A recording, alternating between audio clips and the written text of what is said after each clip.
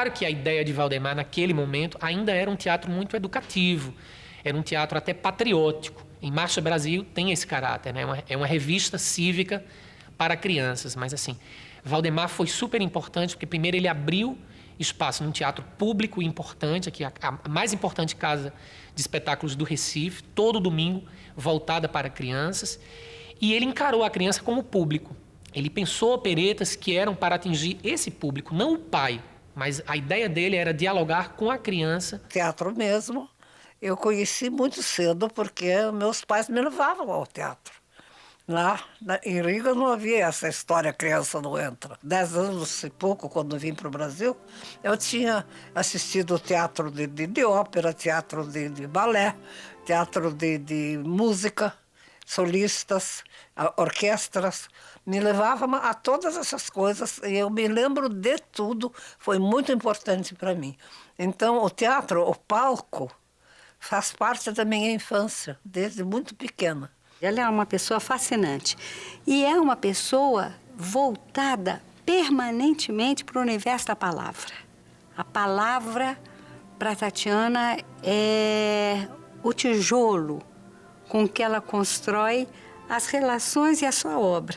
Então, ela é muito ligada ao universo do livro. A Comédia Cearense está fazendo 55 anos, exatamente sem ter faltado deixar de fazer espetáculo durante o ano. Nós começamos, então, a regimentar muita gente para o teatro, começamos a fazer muitos espetáculos, inclusive começamos com espetáculos infantis. A Clara dizia assim, a criança é capaz de muito mais, ela compreende de uma outra maneira.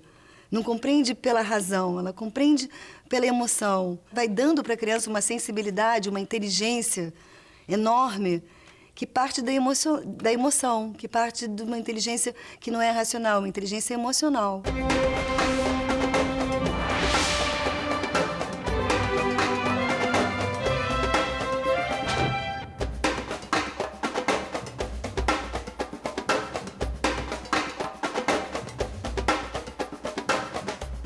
Samuel Campelo, que era o diretor do grupo Gente Nossa, que foi o primeiro grupo assim considerado estável do teatro aqui no Recife, ele faleceu.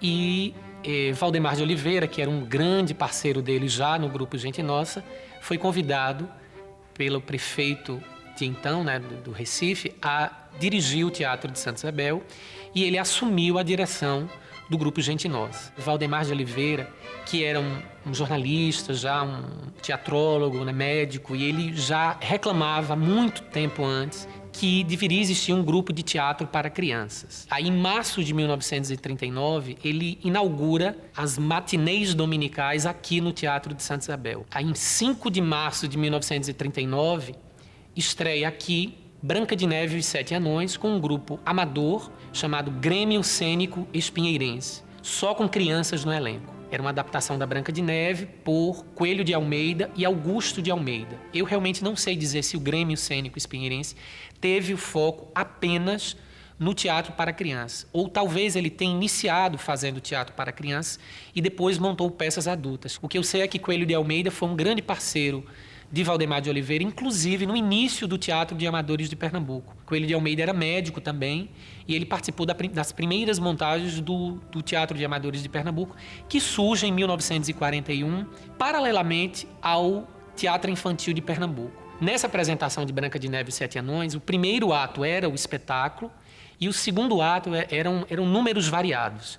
Então, existiam parodistas, existiam cantores, existiam crianças que sabiam declamar, crianças musicistas. Mas eu acredito que Valdemar de Oliveira não esperava o sucesso que aconteceu realmente. Tanto que o público pediu para que fosse repetida essa apresentação de Branca de Neve. E aí Valdemar de Oliveira cria um projeto maior. Ele cria realmente essa ideia de todo domingo o Teatro de Santa Isabel, pelas manhãs, ser dedicado ao público infantil. Logo depois da Branca de Neve, ele monta uma opereta chamada A Princesa Rosalinda. que era um grande espetáculo. Muitas crianças em cena, cantando ao vivo com uma orquestra no fosso, sendo regida pelo próprio Valdemar de Oliveira. E o sucesso foi tão grande que ele convida novamente o Grêmio Cênico Espinheirense para apresentar uma peça para crianças chamada O Pequeno Polegar. Mas ainda era nesse esquema de o primeiro ato ser um espetáculo e o segundo ato ser números variados de música, de dança, de paródias, né?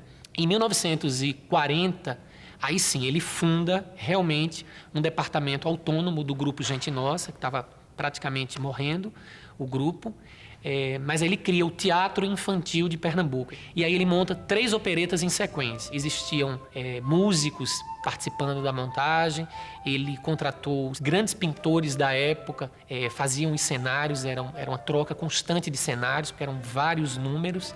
E aí ele remonta a Princesa Rosalinda, agora como um espetáculo único, em 2 atos, e monta também Em Marcha Brasil e monta Terra Adorada.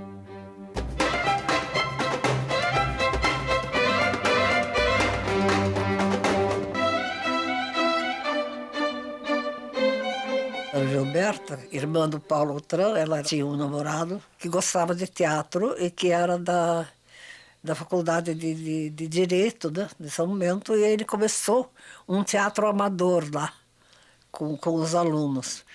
E o pessoal lá também gostava de teatro. Falava-se de teatro, entendíamos de teatro, nós brincávamos de teatro, né? Mesmo em minha casa.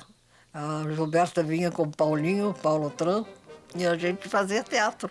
Criou-se na minha casa, e a casa da Gilberta e do Paulo Tran, deles um ambiente cultural muito bom, muito leve e muito agradável.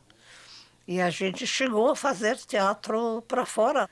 O último espetáculo amador no TBC foi com o Júlio Gouveia, meu marido, e o Paulo Tran, e a Nídia Elícia, e Clóvis Garcia, uma porção de gente. É impossível dissociar o trabalho que a Tatiana desenvolveu ao longo da vida dela e que ela continua muito ativa até hoje, do trabalho que eles começaram a fazer juntos, ela e o Júlio Gouveia, com quem ela era casada. O TESP, que foi o primeiro... A primeira construção teatral deles, de 1949, e era um grupo que tinha aquelas relações com a elite cultural da cidade. Eles tinham relações com Décio Almeida Prado, com Paulo Tran, etc. Então, eles fizeram uma montagem lá no Teatro Municipal, foi um sucesso, e a coisa se prolongou e se estendeu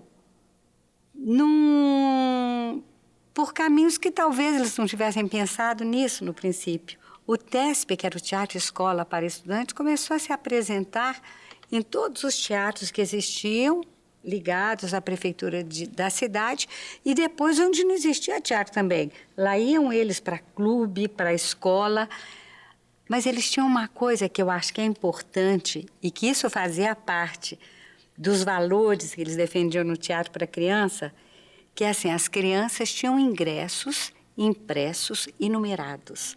Então, o Júlio Gouveia falava isso, eu acho bonito, o teatro tem que ter respeitabilidade. E eu acho que é bonito pensar nisso num teatro feito gratuitamente para as crianças. Eles têm que entender que tem um ritual. Eles vão numa coisa que é um convite, tem um ingresso, tem um ritual de iniciação. Ele está lá com a passagem dele para entrar naquele território sagrado, né? Eu acho isso bonito. E a Tatiana e o Júlio tinham isso nesse teatro que eles fizeram no final da década de 40 e na década de 50. Então, entre 49 e 51, eles ficaram todos os fins de semana, todos, indo para escolas e para onde pudesse ser apresentada a peça na cidade de São Paulo para apresentá-la gratuitamente para a população. Estávamos fazendo teatro para a prefeitura, no Teatro Municipal. Começamos com Peter Pan. A prefeitura cedia o teatro para coisas sérias que eles acreditavam. E nós éramos muito sérios. A gente não brincava em serviço, brincava de brincar, né? De teatro. Então, também sem contrato, o Júlio não queria contrato. Então, eles aceitaram e cediam o teatro, e cediam toda a infraestrutura, o guarda-roupa do Teatro Municipal, imagina que riqueza. E todos os técnicos e todas as pessoas. O Teatro Municipal ficava à nossa disposição. Nós só tínhamos que trazer o nosso espetáculo, nosso texto, dirigido pelo Júlio, com atores amadores.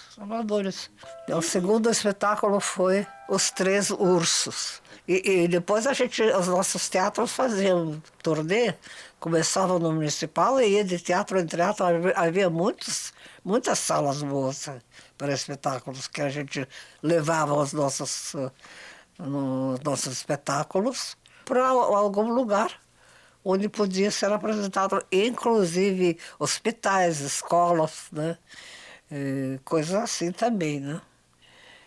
Mas foi muito interessante e muito emocionante fazer isso, viu? Muito bom, fazia bem para a gente. Primeiro Congresso Nacional de Teatro, que teve lugar no Rio de Janeiro, teatro do Brasil inteiro, que apresentaram ideias e, enfim, uma grande discussão e conversa sobre teatro no Brasil.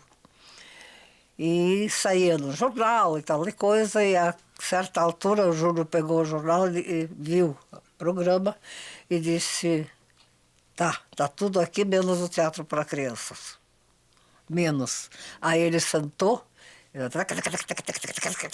escreveu um artigo que é um ensaio sobre a importância do teatro infantil, seus problemas, um artigo que era um ensaio, e ele pegou um avião e avoou para o Rio de Janeiro, invadiu o tal congresso com aquele papel na mão e disse: vocês são todos muito bons, é tudo muito interessante, vocês só esqueceram o mais importante, que são as crianças, e que é o teatro para crianças. E isso vocês vão ter que ler e entender. Foi feito, publicado, e o Clóvis Garcia, que na época era diretor lá da USP aqui, pegou esse ensaio e apresentou no curso dele um ano e do outro ano e até hoje. Esse texto é básico para quem vai fazer teatro para crianças e entender a importância disso, né? A enorme importância, não só para formar público para depois, mas para formar crianças agora, para entenderem e terem o que assistir e o que apreciar. Tem até uma tese do Júlio Gouveia que ele apresentou num encontro, num congresso, em que uma das coisas que ele fala como passo importante do teatro é que a finalidade dele é educar. Mas ele não pensa em educar, como a Tatiana não pensa nisso até hoje, como aquela coisa que fornece, passa dados de informação para a criança sair sabendo mais datas sobre o descobrimento do Brasil. Não é isso. Ele, como psiquiatra, ele pensava muito no sentido de educar como municiar a pessoa para ser uma pessoa que vive bem consigo mesmo e com a sociedade onde ela vive. Apresentar uma história que tem um conflito, com início, meio e fim, que vai ser resolvido no transcorrer da peça. Porque a criança, vendo aquilo, ela vai ter uma identificação que vai permitir que ela viva aquilo afetivamente. E aí isso passa a fazer parte do universo dela, do acervo do seu inconsciente. Tanto o Júlio quanto a Tatiana sempre tiveram muito essa preocupação de ser alguma coisa que fosse uma experiência vivida com prazer, com emoção, com intensidade, com sensibilidade, com inteligência, né? O teatro, para ele, sempre foi assim.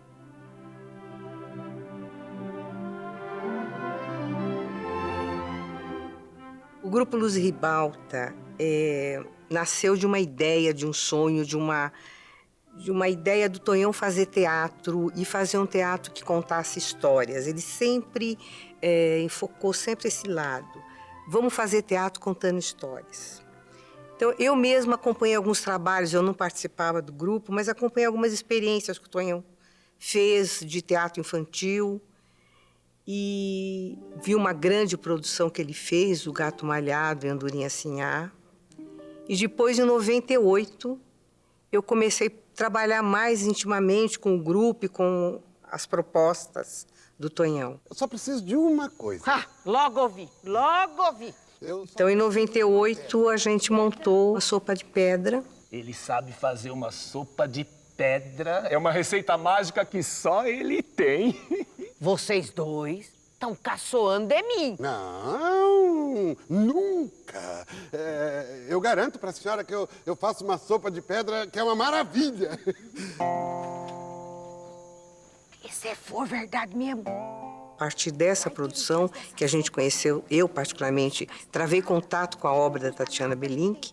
Então, foi uma produção que deu super certo. Foi a produção que mais teve indicações de prêmios naquele ano.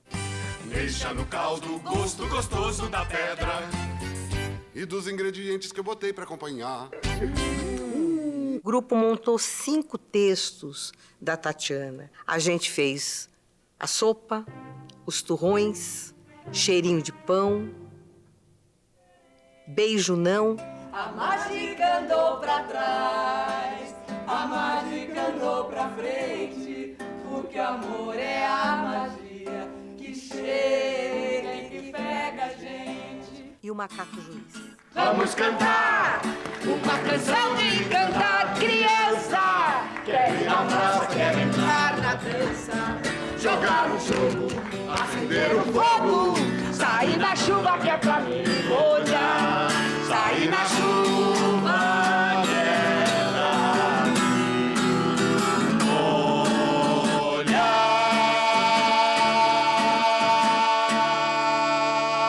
O trabalho, a obra da Tatiana, embora textualmente seja um trabalho para a infância e juventude, ela conta causos. E esses causos interessam para a criança, interessam para o jovem, interessam para o adulto. E a gente tem levado o trabalho, esse trabalho nosso, esses textos da Tatiana Belink, a gente tem levado nos lugares mais incríveis, em orfanatos, em asilos, em presídios. Levamos agora em albergues, levamos agora no Pará, fizemos num quilombo, num lugar onde eles nunca tinham visto o teatro na vida. Nós levamos a sopa de pedra e foi uma coisa muito emocionante. As pessoas amaram. Isso tem sido em todos os lugares. Tá ficando bom. Deixa eu ver. Ai, acho que tá faltando só um pouquinho de pimenta e cheiro verde. Dona, a senhora tem um pouquinho de pimenta, cheiro verde? Pimenta e cheiro verde? Luz Ribalta é o Tonhão. O Tonhão, Antônio de Andrade, produtor, ator maravilhoso, pessoa incrível. E o Tonhão começou a ousar produzir coisas aí atrás daquilo que ele gostava, né? Sempre se prendeu em autores brasileiros. Com a Tatiana, eu acho que casou o jeito travesso do Tonhão com o jeito travesso da Tatiana. Ela se serve muito das peças, das histórias tradicionais, né? E então sempre tem aquela coisa de que alguém está tentando passar o outro para trás. Então, como é que isso vai ser resolvido? Aquelas histórias de Pedro Malas Artes, né? Como é que a pessoa que é um abandonado pela sociedade Como é que ele se vira diante da fome?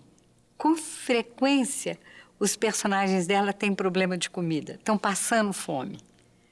Então, como é que essa sabedoria diante da vida vai poder fazer com que a pessoa se alimente?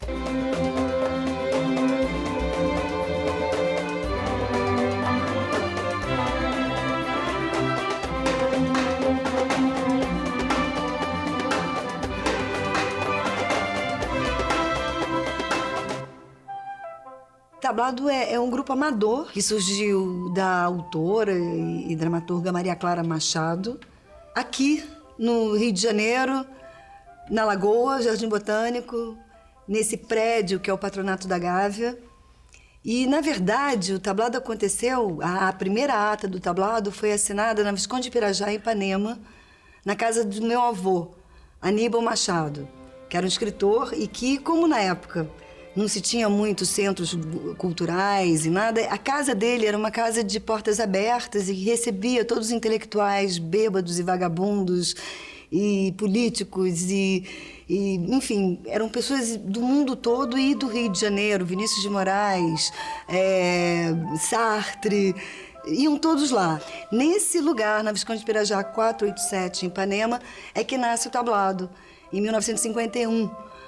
Maria Clara Machado coescrevia pecinhas para teatro de bonecos, essas pecinhas, e mostrava para os amigos do meu avô. Cecília Meirelles, Drummond, toda uma rapaziada da época, o Pluft Fantasminha, o Boi Bu, A Caminho de Belém, Buchinha Caraboa, são peças que a princípio foram criadas para boneco, lá na garagem dessa casa do 487, em Ipanema. E aí, um dia, eles resolveram fundar o Teatro Tablado. A Clara fazia um serviço social aqui no Patronato da Gávea, porque aqui era cheio de favelas. E a Clara vinha para dar injeção. E aí, um dia, a moça chegou para a Clara e falou assim, minha filha, você não sabe dar injeção, não? Você é péssima. Você deixa todas as bundas roxas. Você, por favor, para com isso. Por que você não vai brincar com as crianças? E aí tinha um pátio, né, perto do ambulatório, aqui nesse prédio mesmo, e ela começou a fazer recreação com as crianças, e dessas recreações surgiu o teatro, as peças de boneco, e aí, daqui a pouco, por que não teatro de gente? E em 1951, lá no Tablado, dia 28 de outubro, fundaram o Teatro Tablado, nesse espaço que é até hoje. A primeira coisa que a Maria Clara me ensinou foi a amar o teatro. Assim, eu, quando entrei aqui, a minha experiência foi a minha primeira experiência em teatro, né? E a minha experiência com o teatro da Maria Clara Machado, com o Tablado, foi de amor. E depois eu fiquei sabendo que era um teatro amador, um teatro para quem ama o teatro. Isso eu aprendi com a Maria Clara e nunca mais esqueci. Fui introduzido a esse método da improvisação, que é o teatro no puro estado de brincadeira, é o puro estado lúdico do teatro. Porque o tablado, a primeira coisa que tem no tablado é a diversão, o gostar, né? Então, é uma coisa que a gente vive por amor. Ela estudou teatro na França antes de fundar o Tablado. Ela fez cursos de improvisação, ela trouxe a improvisação para o Brasil e ela amava a questão da improvisação. Ela não fundou o Tablado como um teatro amador infantil, ela não pensou em dramaturgia infantil ainda, apesar de ter as peças de teatro de boneco. Ela fundou um grupo de teatro adulto, onde tinham as peças chegadas, recém-chegadas, quentinhas, do mundo, da Europa, Thornton Wilder, dos Estados Unidos, peças novas como Nossa Cidade. Eram peças adultas. E que faziam o maior sucesso, era de virar quarteirão. Era gente assim, querendo assistir, e um sucesso incrível. E aí, o grupo, porque é um grupo amador, ninguém ganhava dinheiro, né? Então, e com o sucesso subindo a cabeça, eles resolveram abrir. E eles queriam profissionalizar o tablado. E meu avô, principalmente o meu avô Aníbal Machado, falou assim, não, Não profissionaliza não, Clara. Não profissionaliza porque dinheiro é difícil. O dinheiro é do diabo, vai começar a confusão. Esse grupo saiu, fizeram o Teatro da Praça e a Clara ficou aqui, sem ninguém. Ficou com poucas pessoas. O grupo, que era um grupo grande, ficou com Calma Murtinho, que é figurinista, ela. Poucas pessoas, Elvira Fernandes, poucas pessoas mesmo. E então a Calma Murtinho falou assim, Clara, por que você não pega o Boi e o Burro, que era teatro de boneco, e não faz pra gente? Por que você não pega o Pluft, que era um teatro de boneco, né, que elas tinham escrito, e não faz pra teatro de gente? Eu te ajudo, eu faço figurino. E a Clara é mesmo. E fez. E aí foi um sucesso também retumbante. E aí a Clara foi virando, o tablado foi se tornando um teatro para criança, um teatro infantil. Mas a partir dessa crise que houve no grupo.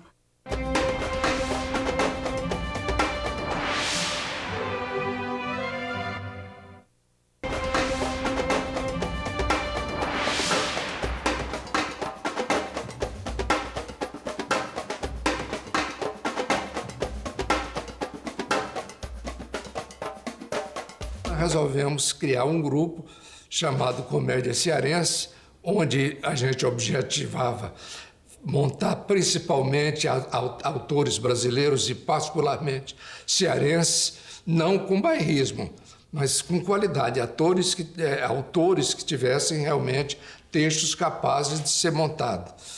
Então, a Comédia Cearense começou em 1957, começamos a fazer muitos espetáculos, inclusive começamos com espetáculos infantis. A minha vida de teatro tem sido sempre dentro da comédia cearense, né? Toda a experiência que eu tenho de teatro foi adquirida através da comédia. Eu aprendi demais essa parte do teatro infantil. É um teatro que eu me dedicava muito, porque a formação de plateias era muito importante para nós.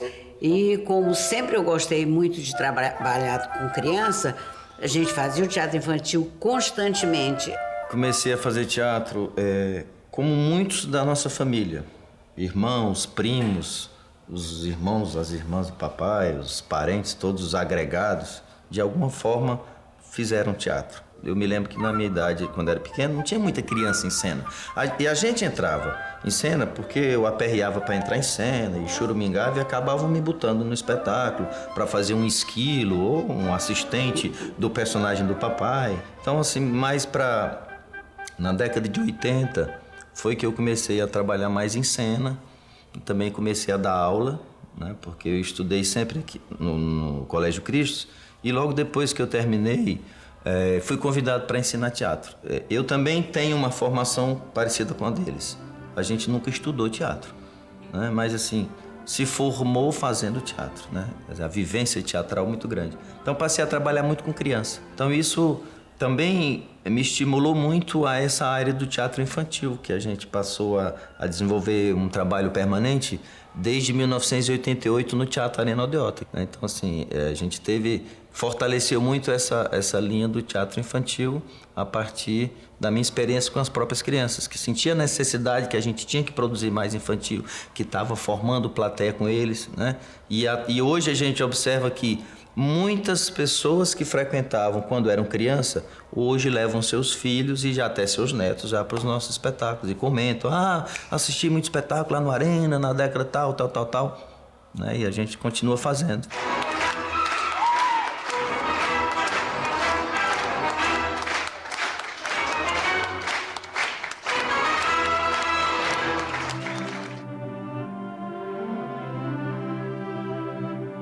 Nunca foi feita uma peça do Teatro José de Alencar no Teatro José de Alencar. Então, eu achei que era importante, que era uma obrigação nossa de fazer um texto dele no teatro.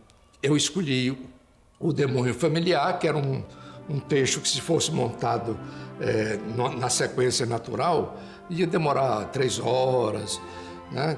Então, a gente fez uma adaptação, né, transformou num ato só. Esse espetáculo teve a oportunidade de ser montado várias vezes, porque ele também era muito interessante para jovens. Não era um espetáculo para adulto, muitas vezes as crianças, inclusive, gostavam, porque o Zé de Alencar fazia uns personagens muito engraçados. A Iramisa, inclusive, era bem magrinha, fez o papel do Pedro, que era o escravo, né? E esse escravo era gaiato, e isso fazia, inclusive, com que as crianças gostassem também muito do espetáculo. Então, foi um espetáculo para adulto, para criança e para a juventude. O Detestinha, né?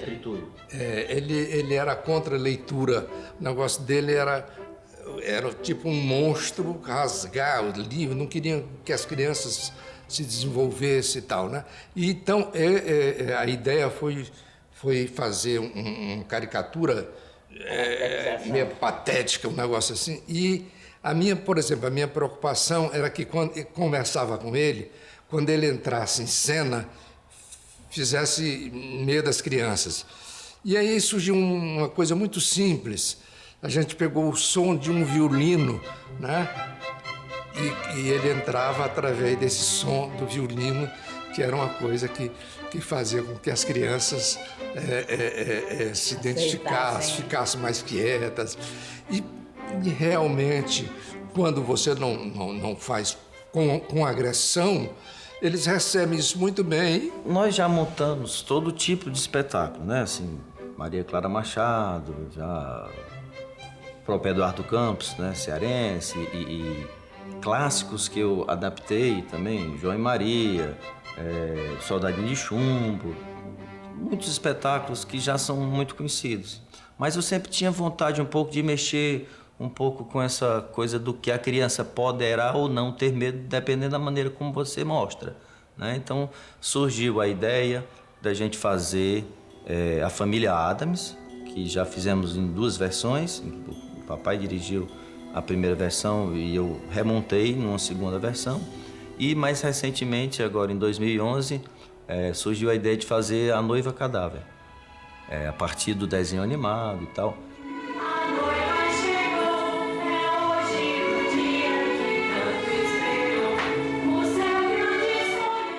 A história da Noiva Cadáver para o teatro foi muito bem recebido, dando toda uma linguagem que realmente não tinha nada da criança ter medo, né? Era ver de uma forma lúdica um assunto que é tão polêmico, né? Assim, que as pessoas já morreram, a morte, mas sempre engraçados, com muita música, com muita dança, alguns personagens vestidos de esqueleto e tal, dançando. Então, assim, foi uma experiência muito boa, né? E foi o meu primeiro trabalho como diretor, assim, na Comédia Cearense. Eu considero que foi um trabalho solo, né? Assim, não teve uma participação do papai e tal. Foi o primeiro espetáculo nessa linha. Nós estávamos fazendo o teatro, no Teatro Municipal, e teatros diversos, e hospitais, e escolas, etc. E aí apareceu a televisão. E o diretor da TV assistiu o nosso espetáculo e veio falar com o Júlio, que era também diretor, que a TV Tupi, que era a TV, não tinha um programa para crianças. A primeira coisa que eles pediram foi, no fim daquele ano, que não tinha nenhum programa, pediram para o Júlio levar o nosso programa do Teatro Municipal, o grupo, a turma, para o estúdio, e não nos importarmos com nada, porque transmissão com a emissora, e foi feito assim, e funcionou lindamente. Foi a peça que nós estávamos levando no teatro. E começaram logo a pedir mais, né? E aí já pediram um programa especial, e aí pensamos assim, vamos fazer Fábulas, que o nosso grupo de amadores era muito bom, treinado, e fazer fábula com 3, 4 personagens, bichos, né? Isso a gente faz. O que a gente faz no teatro grande, fazer essa coisa pequena não é problema. E fizemos, pegou na hora, gostaram muito, e imediatamente pediram um programa maior, um programa grande, especial, de teleteatro para crianças, especial para a TV Tupi. O circo fazia teatro para crianças, os palhaços faziam, Participava nos nossos programas, por exemplo, gente como Fusarca e Torresmo. Queria muito participar nos nossos programas. E participaram mesmo. E palhaço nasce ator, né? Eles fazem qualquer coisa. E fizeram muito bem e participaram muito bem. E enriqueceram o nosso programa, melhoraram. E não só eles, os contratados da TV Tupi gostavam também de aparecer nos nossos programas. Por exemplo, A Pequena Sereia, de Anderson. Quem quis fazer A Pequena Sereia e fez foi a Eva Vilma, que era contratada da Tupi, né? E aí veio a ideia de fazer o Sítio do Pica-Pau Amarelo. Que a gente conhecia o Lobato, que a gente conhecia a obra, que a gente tinha a Lúcia Lambertini, que era um gênio para essas coisas. Disse, nós vamos fazer Sítio do Pica-Pau Amarelo. E o Júlio disse, você vai escrever. E eu já fiquei com medo. Eu disse, eu nunca fiz isso. Então, nunca fez, vai começar, né? Tem que começar de algum jeito. Então, comecei. E dissemos, vai ser Sítio do Pica-Pau Amarelo, e a gente conhece muito a obra. E o Lobato já tinha morrido, ele não chegou a ver. E ela trabalha essa palavra na multiplicidade de vocábulos para traduzir uma determinada situação ou sentimento, e tem também essa musicalidade das palavras que ela traz também. Aí é a mão da dramaturga, né? Que sabe explorar isso, porque é uma palavra oral, a palavra do teatro. E ela sabe explorar. Ela realmente está sempre trabalhando isso. E todo o trabalho que ela fez com o Júlio Gouveia na televisão, isso era fundamental. Ele começava com um livro, era uma vez.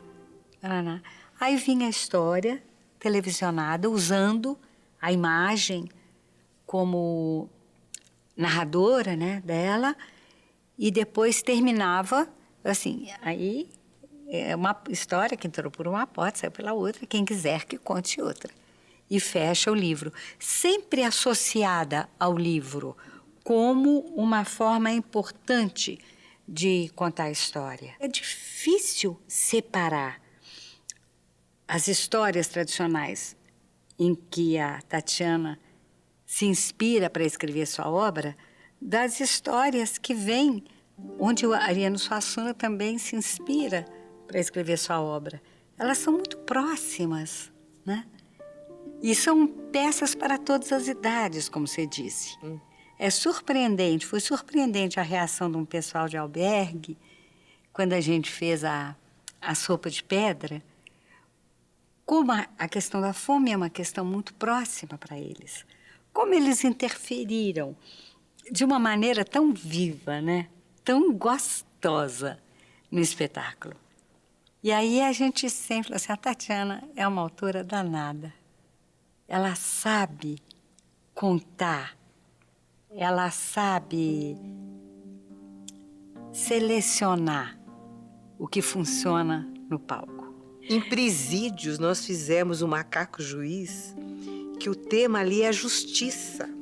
A Tatiana, ela questiona os valores que a justiça defende, que questiona, discute. Então, para aquele pessoal ali, né, nós fomos em presídios femininos, fizemos alguns presídios femininos. Levar essa discussão para dentro de um presídio sobre o que é a justiça, como a justiça atua, o que é certo, o que é errado, como a esperteza, que é um ingrediente que a Tatiana usa muito, né, nas histórias dela. O conflito é sempre resolvido a partir de uma esperteza também. Então, levar essa discussão para dentro de um presídio foi fantástico.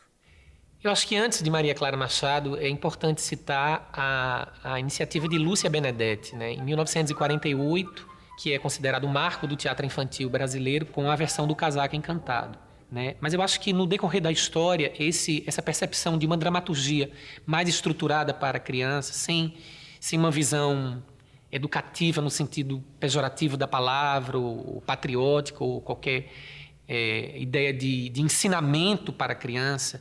Eu acho que aos poucos os artistas e os dramaturgos eles foram descobrindo que existiam outras possibilidades de dialogar com esse público infantil. E aqui no Recife a gente percebe isso, várias tentativas. Por exemplo, o Casaco Encantado foi montado aqui pouco tempo depois da montagem lá no Rio de Janeiro, na década de 50 e 60. O próprio TPN, ele montou duas peças para crianças. Hermilo abriu esse espaço para crianças. Eles montaram O Cavalinho Azul e A Revolta dos Brinquedos dentro do teatro do TPN. Eu destacaria também Walter de Oliveira, que era irmão de Reinaldo de Oliveira, que também dirigiu peças para crianças, o próprio Alfredo de Oliveira. Enfim, uma série de artistas que foram descobrindo a importância de dialogar com esse público. Na década de 80, com artistas como Manuel Constantino, com o próprio João Falcão, com José Manuel, com Dida Pereira, esses artistas já encaravam a criança de outra forma e optaram por outra dramaturgia, né? Então, esse é um momento muito efervescente aqui na produção de teatro para crianças, porque tratava a criança como um ser humano com todas as possibilidades, podendo discutir, podendo ver a morte, podendo ver temas como a sexualidade, podendo ver temas como a perda. Então, a criança sendo encarada como um ser humano que tem sentimentos e que pode viver alegrias e tristezas. Qual é o diferencial da dramaturgia da Maria Clara Machado? Numa época onde o teatro infantil era um teatrinho totalmente sensacionalista, onde se usava muito diminutivos, a princesinha está tristinha, onde se usava muita moralidade, muita moral, a criança não deve fazer isso. Era um teatro que pegava uma moralidade, uma coisa antiga. O que a Clara fez?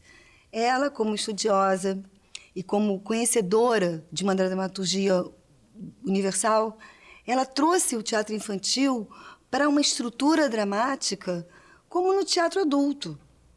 Ela acreditou na inteligência da criança, ela achou que a criança ia entender.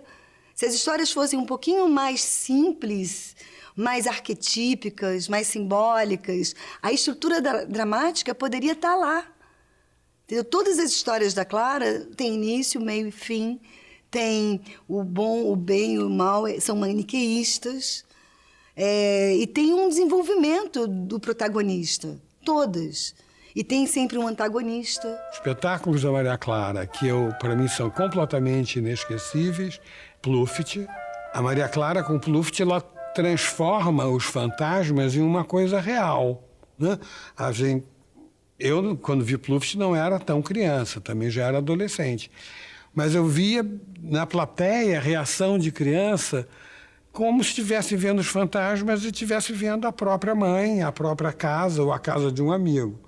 A primeira vez que eu vi A Menina e o Vento, eu fiquei super impressionado, principalmente com a poesia e com uma mensagem de liberdade que era muito forte na peça. É até hoje, muito forte, né? A peça tem alguma referência a um trabalho do Aníbal Machado, que é um conto que se chama O Iniciado do Vento, em que o vento é um aliado de um personagem para livrá-lo de uma situação difícil, constrangedora. Tem já a presença de uma introdução dessa ideia, desse conceito de liberdade que surge nos anos 60, né? De liberdade e de juventude também. Assim. Então, eu acho mais do que uma peça para crianças, A Menina e o Vento, ela é uma peça que já pega o adolescente. Ela passa pela criança, porque ela é uma peça infantil, mas ela já pega também um pensamento, um anseio de liberdade que está presente no adolescente. A outra peça da Clara que eu acho sensacional, que eu adoro, é Tribobó City. Por outras razões diferentes, Tribobó City e O Aprendiz de Feiticeiro são talvez as duas peças mais subversivas que foram apresentadas durante a época da ditadura, né? Porque denuncia o que está acontecendo e ridiculariza os protagonistas desta, não sei se é chanchada a palavra certa, mas desse ridículo cruel que foi essa época. E a Maria Clara, através de um canal que vai se comunicar com um público infantil e jovem, eu acho que ela consegue isso nessas duas peças mais do que qualquer outro dramaturgo conseguiu, nesse período, fazer alguma coisa assim. O Cavalinho Azul é um clássico que já passou por várias montagens aqui no tablado. E teve uma montagem linda que a peça virou uma ópera, uma opereta, com músicas do Tim Rescala. E que foi um sucesso também. Isso foi mais ou menos há uns 9 anos atrás. Você sabe o que é uma ilha? Você sabe o que é um istmo? Um dia nós iremos lá. Depois em você eu vou montar. E nós iremos às capitanias hereditárias. Vicente, o que é mamãe? E a peça é uma peça quase cinematográfica, que nada acontece. Os personagens passam de um lado para o outro, à procura do cavalinho azul. Tem os ladrões que passam também para um lado e para o outro, à procura do menino que procura o cavalinho azul. E o Tim fez uma ópera maravilhosa, uma opereta maravilhosa, que foi um maior sucesso. O interessante da dramaturgia da Clara é que não acaba, né? Aquilo é atemporal.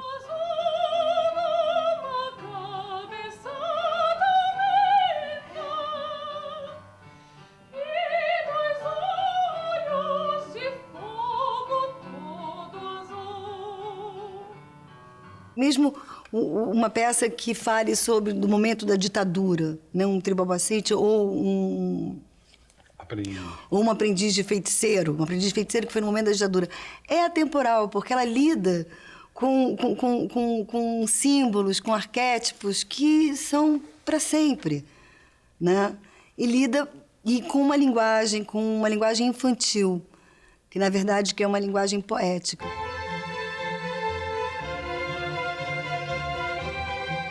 A partir do teatro infantil de Pernambuco, os artistas do teatro pernambucano, eles percebem que existe um público ávido para consumir cultura. E aí vários grupos amadores ainda começam a aparecer na história do teatro aqui em Pernambuco. Eu destacaria um artista chamado Valdemar Mendonça, que criou um grupo chamado Grupo Infantil de Comédias. Ele cria ainda em 1941. Ele fica durante muitos anos montando espetáculos para crianças. Claro que ainda num esquema bem amador, como foi o Teatro Infantil de Pernambuco. Então, Valdemar de Oliveira ele inicia essa produção em massa de muitas montagens para crianças, mas a profissionalização desse segmento só acontece realmente nos anos 70, com o Clube Infantil de Pernambuco, que era dirigido por Otto Prado e Leandro Filho, e a experiência do Teatro da Criança do Recife, que é Paulo de Castro, Carlos Carvalho e Pedro Henrique, que começam a montar vários espetáculos, inclusive indo para as escolas. Esse caminho do teatro depois da Tatiana, mas é uma coisa que, quando ela começa em 49, acontecem coisas que são muito importantes no teatro em geral, né? Em 48 tem a criação da EAD, 48 tem o TBC, nos anos 40, no correr dos anos 40, é criado o Serviço Nacional de Teatro. No Rio, a Maria Clara Machado, o Boi e o Burro, a Caminho de Belém, surge em 53. Em 55, a obra-prima do Plúfide, que mesmo que não fossem teatros profissionais no sentido das pessoas estarem vivendo daquilo, eram grandes produções que eram feitas e já tinha uma densidade o teatro que era feito. Eu posso falar a partir do final dos anos 60, que foi quando eu comecei a fazer teatro. Quando fui convidada pelo Valdemar Silas para fazer teatro, eu fui fazer no Grupo Teatro Casarão um teatro infantil. E ali tinha uma coisa, a gente passava chapéu, era um trabalho amador, um trabalho feito por estudantes. E naquela época a gente descobriu que o teatro infantil estava sendo pago, tinha cachê.